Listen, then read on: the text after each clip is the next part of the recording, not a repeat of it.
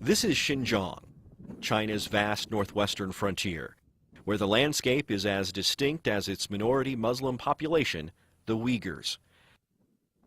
It seems more a part of Central Asia than mainland China.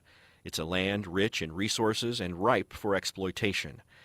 Like neighboring Tibet, its people face similar problems: religious restrictions, forced abortions, imprisonment, and execution. Yet the plight of China's Uyghur population is underreported and largely ignored in the West.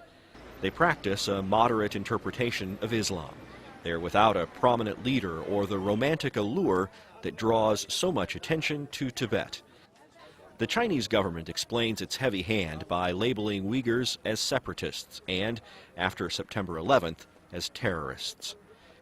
Visit Xinjiang's cities, Kashgar, Urumqi, Turpan, and you find a different story.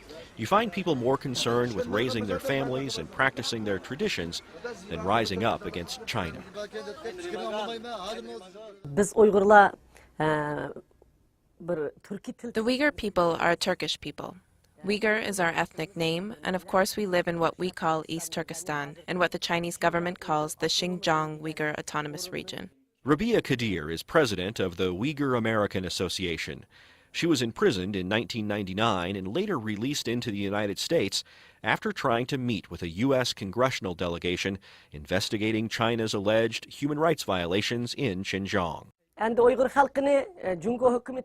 The Chinese government said the Uyghur people would enjoy some degree of self-rule, and the Chinese authorities will respect the Uyghur people's language, culture, religious beliefs, and way of life. But of course, that is not happening. The Uyghur people have never enjoyed a minute of peace under Chinese rule. The Xinjiang region in the northwest is a particularly important one because it's ethnically distinct and religiously distinct. This was one of the main areas the 9/11 response in the U.S. had an effect on U.S.-Chinese relations, because the U.S. government was willing to define any Muslim group as part of a sort of presumptively part of the terrorist threat in the world, and so it acquiesced to China's view that we're going to stomp down the people, the Uyghurs in Xinjiang.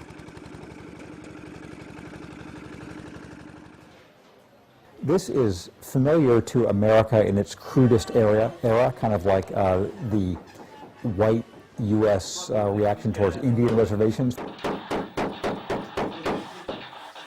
That is handled with incredible crudeness in China. Our understanding is that the Chinese government doesn't seem to care very much about its image in the world, especially when it comes to severely persecuting the Uyghur people. Because the Chinese government uses our religious belief, Islam, as a card against us in the global war on terror. It's different from Tibet. Westerners generally have quite a romance about Tibet and Tibetan Buddhism. They don't have about Xinjiang and Xinjiang Islam. So I think that's the main, that says more about the West than it does about the differences in Xinjiang and Tibet.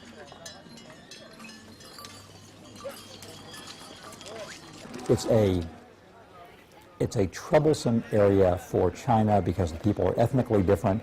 There is a genuine separatist movement there that the government genuinely wants to suppress, and that's just an ongoing tension, which the West reacts to differently because it's Islamic.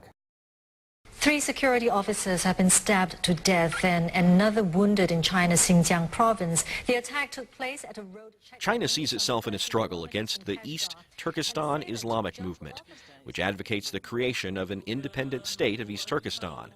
It's on the United States list of terrorist organizations, though attacks from the group are rare.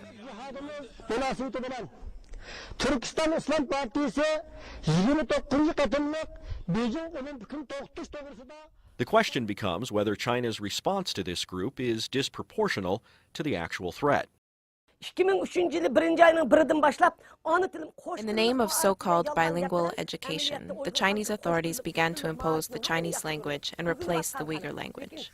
They began to gradually erase Uyghur people's language, scripture, literature, and the way of life. We consider this a sort of cultural genocide, to gradually eradicate the Uyghur people.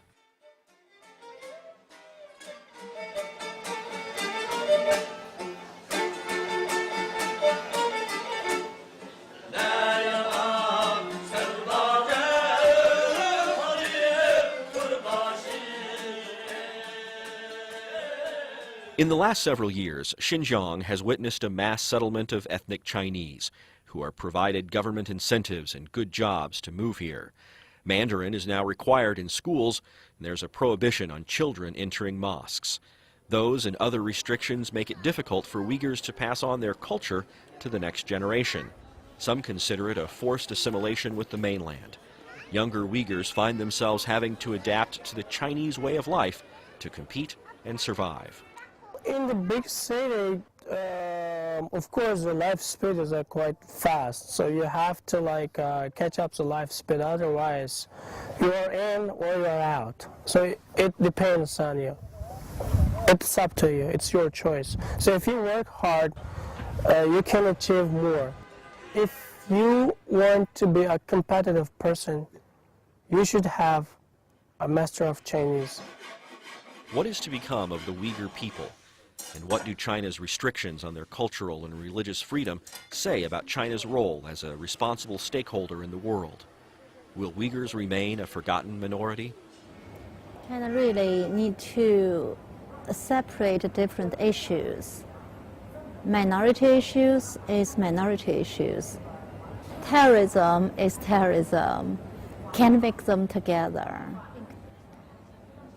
There are very few Uyghurs really want to get independent or want to rebel or whatever. But if the central government doesn't have a better policy to make the locals feel they are the masters of that region, it just doesn't work. No matter how much money you put in, it never works if you use the hard line to, tackle some of those issues.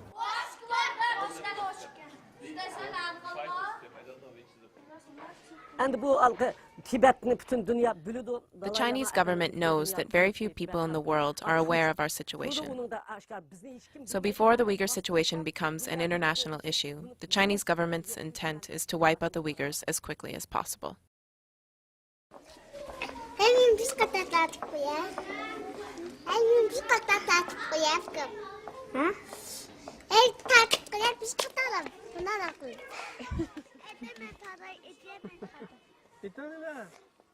Huh?